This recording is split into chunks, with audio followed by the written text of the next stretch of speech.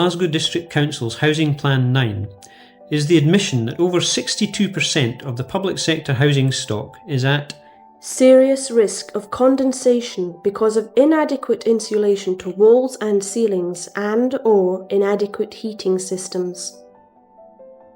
Taking Strathclyde as a whole, well over 200,000 dwellings are likely to be affected, a significant part of the Great British housing disaster. For many tenants, the visual evidence of this problem is not hard to find. Two questions need to be answered. Why is condensation dampness on the increase? And what measures can be taken to reverse this trend? The Technical Services Agency Limited, a tenant-controlled community aid centre, has made research into this problem a priority. In September 1985, the TSA, with the cooperation of Bernard Street Residents Association and Glasgow District Council Housing Department, initiated a pilot project to retrofit 2 maisonettes, putting theoretical survey research into practice and testing the cost-effectiveness of their prescriptive measures. The 2 deck access maisonettes that you see behind us show certain key problems prevalent in the Glasgow Council housing stock. What the TSA did to start with was to analyse, using the Building Research Establishment domestic energy model, exactly how much heat is lost through the building. What we found was that the tenant would have to pay on average £17 to £20 a week to keep the building, to keep the whole house at an average minimum temperature. For certain weeks, cold weeks in January, February and March of last winter, the tenant would have to be expected to pay over £40 per week to maintain an average minimum temperature, which would not necessarily guarantee condensation-free conditions. This is obviously an unreasonable amount of money for the tenant to pay. So the TSA set out to try and quarter that fuel cost by looking at certain key areas where the building loses energy and fitting certain measures in to reduce the heat loss. We hope to bring down the fuel bills between £6 and £8 per week. There are 5 main problem areas. 1. Uninsulated cavity brickwork loses heat at 2.5 times the rate laid down by the current building regulations. 2. Off-peak warm air partial central heating is inappropriate where a large thermal mass is being heated intermittently. The majority of the energy input going to warm the internal brick leaf rather than the occupants. The heating unit is undersized, gives a poor heat distribution, and the high unit cost exaggerates the real increase in fuel prices which occurred during the 1970s. 3. Single glazed steel windows account for over 25% of the fabric losses and can become a waterfall of surface condensation. 4. Deck access galleries increase the surface area for heat loss and the cold bridging effect, as well as creating vulnerable junctions for penetrating dampness. 5. No account has been taken of activities which produce relatively large amounts of water vapour. Clothes drying alone can introduce 5 kilograms of water vapour, which will migrate through the dwelling and condense on any surface below dew point. Typically thermally isolated bedrooms at gables are worst affected.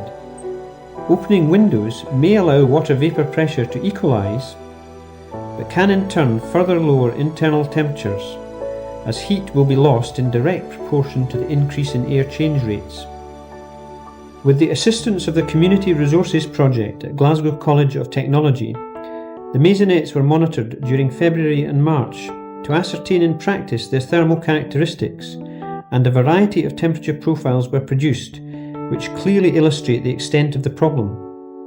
Condensation dampness occurs due to the key relationships between wall surface temperatures and relative humidity.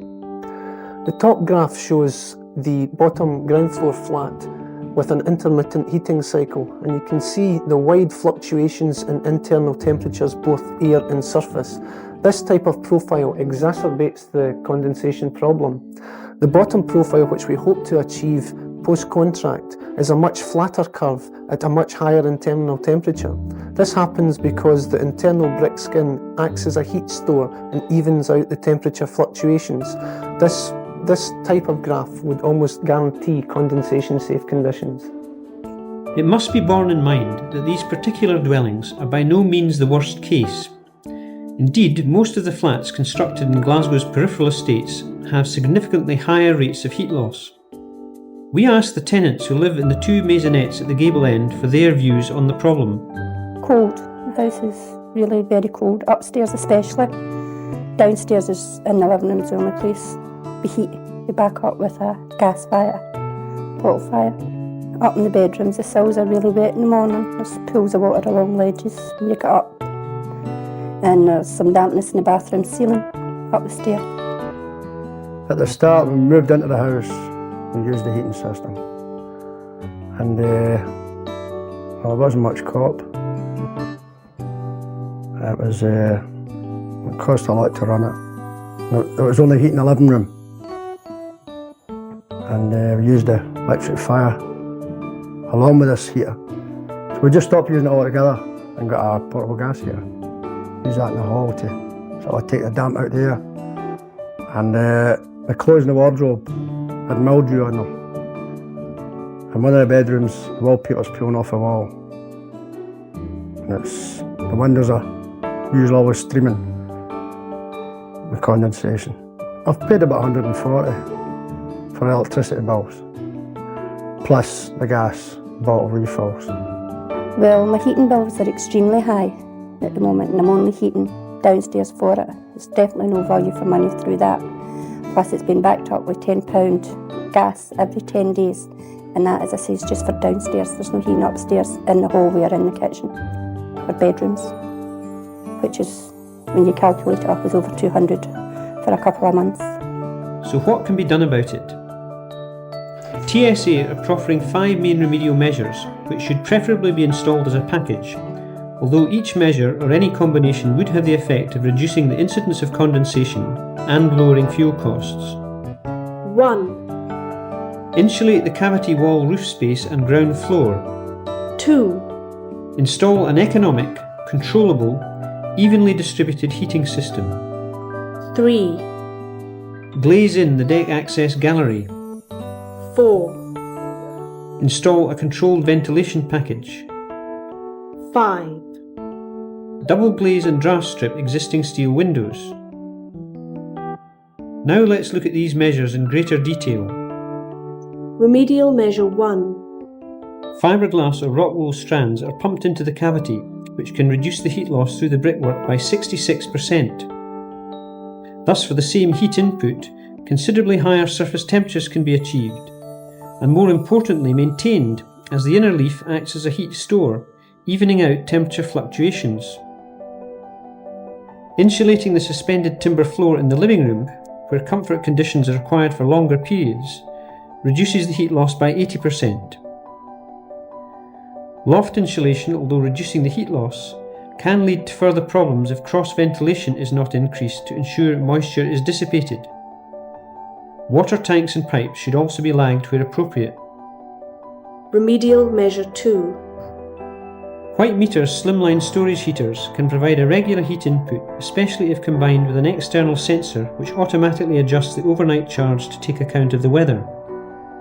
A radiator providing low-level background heat should be situated in each room. Gas central heating for many house types could be equally applicable and produce similar running costs. Remedial measure 3. By installing low-maintenance UPVC windows, a buffer space is created, which not only stops rain entering, but reduces heat loss from the adjacent surfaces.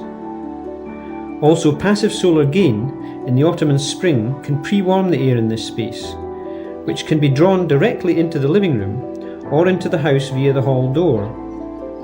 Alternatively, this space creates an area for clothes drying, taking an activity producing large amounts of water vapour out with the house. Remedial measure 4. By installing humidistat controlled fans in the bathroom and kitchen, which are automatically triggered when the relative humidity reaches 70%, the majority of water vapour produced by bathing, cooking, washing, etc. can be extracted at source. The fans, by producing a slight negative pressure in the house, can assist in drawing pre-warmed air from the buffer space via a controllable grille in the front door. Fresh air can thus be introduced without a severe cost penalty. Remedial measure 5. Although total window replacement is preferable, it would prove difficult to justify in terms of a lifespan payback analysis. Thus, the decision was taken to reglaze the existing frames with hermetically sealed units. As windows are responsible for almost 25% of the fabric losses, any serious attempt at energy conservation must attempt to reduce this, and in the process increase the surface temperature sufficiently to avoid downdrafts and condensation misting the window. Applying these measures as a package reduces the calculated heat loss parameter by 47%, from 5.9 to 3.17 watts per metre squared floor area per degree temperature difference. In practice, once the measures were installed and the houses remonitored, a totally different temperature profile was produced, with significant fuel savings achieved. Taking a 24-hour cycle where the external air temperatures have been similar, post-contract we find a substantial increase in internal surface and air temperatures. If we look first at the living room, which is called Zone 1, previous to improvements with an average internal air temperature of 11.3 degrees centigrade, this has jumped up to 20.23 degrees centigrade post-contract. Similarly in Zone 2, that is the bedrooms, the kitchen and the hall, with an average internal air temperature of 7.8 degrees centigrade. This has now jumped up to over 18 degrees. Not only has the air temperature increased, also the surface temperatures have increased with, for instance, prior to the remedial measures, if the air temperature in the living room was approximately 21 or 22 degrees centigrade, the external wall surface temperature was around 13 degrees centigrade. But as soon as the heating system was switched off, that decayed very quickly and dropped to as low as 4 degrees centigrade overnight. Now, with the insulation in the cavity, the internal brick leaf is acting as a heat store and achieving a much higher temperature, but more significantly, the decay overnight when the heating is not on is only 2 degrees. This means that these surfaces not only remain above dew point, but also increase the comfort conditions to the tenant, as the resultant temperature, that is, what a person actually feels, is always a combination of air temperature and surface temperature, and the substantial increase in both these has ensured that not only the surfaces remain above dew point, but the tenant feels much more comfortable as they're not sitting in the middle of 4 cold walls. What about the tenant's reaction? Really terrific. The new heating system's working extremely well. No more cold spots in the house. Doesn't matter where you go. The full house is heated. You could walk about quite happily. Any place. No more worry about who's going to make the tea because the kitchen's so cold, or who's going to go out in the hall, or people shouting, shut that door. You're letting drafts in. Really good. Oh, the heating's terrific. Upstairs, especially upstairs. You get the choice to heat upstairs if you want. It's a big difference.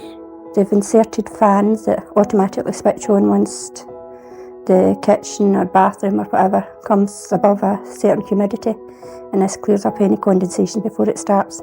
There's no condensation dampness. None that you can see, that you talk about. The X-Bel Air fans takes it all away as you're cooking, and it's all away. The deck access is really good. If anything, I'd say that's one of the best features out the lot, because it cuts drafts and everything else that come into the house the minute you opened a window, the outside door. And it's also good for drying clothes, and it's also an extra security lock. The veranda enclosed in, that's terrific. For heating, for drying the clothes, it's good, and the outer door is more secure.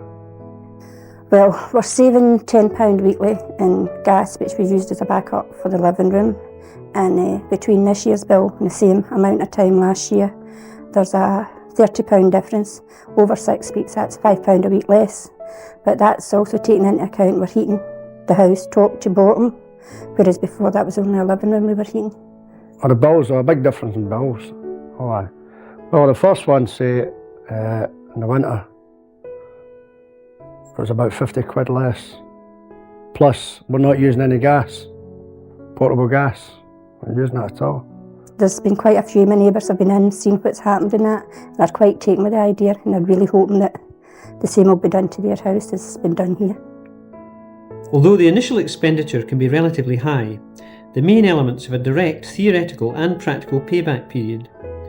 For instance, every pound spent in insulating walls can save 40p in energy costs per annum.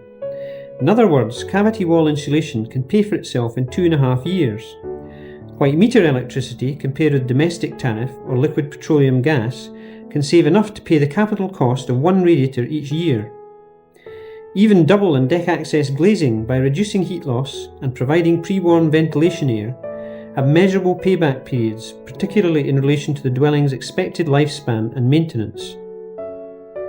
It must be understood that piecemeal measures, such as dry lining, commonly known as false walls, and halophane washes, or further ill-conceived improvement measures such as partial central heating, blocking flues and draft stripping on its own, are not only unlikely to be cost-effective, but will themselves require further expenditure as they are treating the symptoms, not the cause. The medical links between mould fungal spores, which arise out of condensation dampness, and infections of the upper respiratory tract remain relatively unpublicised. Mould can affect health in a number of ways. First of all, it can live on mucus within the lungs. It can also cause lesions within lungs, and it can also cause allergic reaction in some people. Some people are naturally predisposed to being allergic to certain moulds, whilst others can become so, having been exposed over a period of time to that mould. Now, whilst it's always difficult to actually take a particular instance of disease and say this is linked to mould in the house, there is a growing weight of evidence which correlates the incidence of respiratory illness in children to the presence or to living in damp, mouldy houses. Now, whilst I'd like to see a lot more research to link the two aspects, I nonetheless feel that the evidence is pretty compelling, certainly to the extent that I wouldn't be happy about my children living in houses which were damp or mouldy. My house is riddled with dampness. I have a laddie that suffers from asthma. He's 14 years of age, and my youngest is 6 months. He's in a monitor. I've had a health visitor coming out, and I've had the doctor out seeing them. I've had a child with pneumonia, and they have advised me to get out of the house. The dampness in the house is terrible. They've sent medical certificates in to get rehoused, and the doctor has wrote to the medical board itself personally, and to no avail. I've got a letter stating I have not to go on the medical list on these grounds. There are not sufficient enough grounds to go on the medical list, which I think is all wrong, because the house is totally a shambles as far as dampness is concerned. I've got it in the one bedroom where the health visitor has stated that none of us have to use it all during the winter. Me and the wife had to pull a mattress in here and pull the cot into the living room. And that's it, as I said, it's the same routine every night and the same routine in the morning and taking it back in. And it really is, it's getting to be a strain in our marriage. And for the kids' health, it is really deplorable.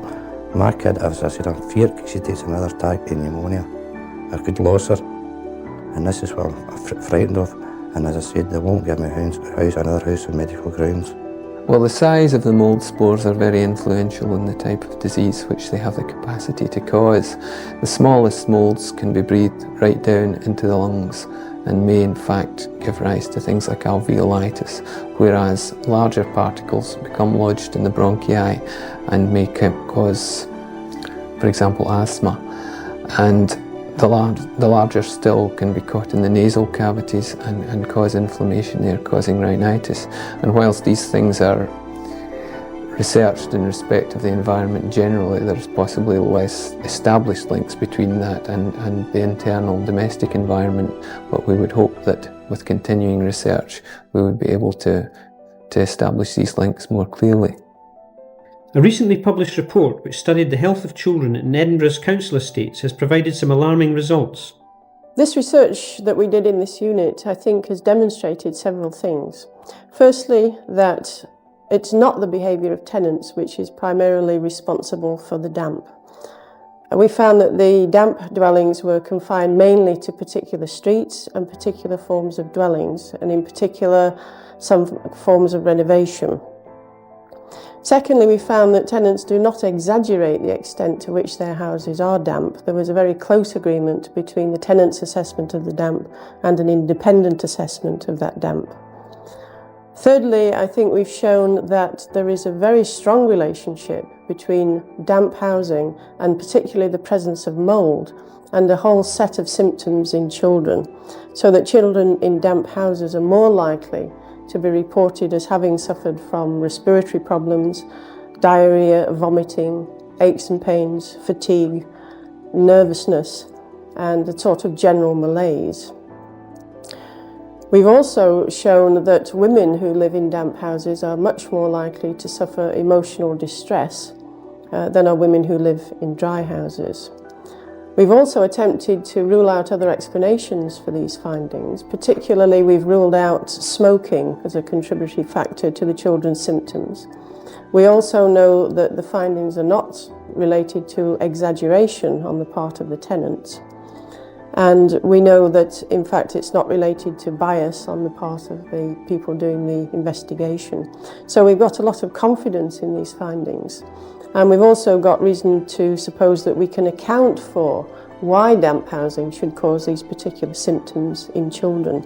In particular, we're now exploring the effects of mould, particularly the fungal spores which are present in mould, as they may be related to the etiology of the symptoms. The long-term harmful effect on tenants' health due to the serious risk of condensation dampness because of inadequate insulation to walls and ceilings and/or inadequate heating systems is now becoming clear. For how much longer are tenants to bear the blame and suffer the burden of the Great British housing disaster?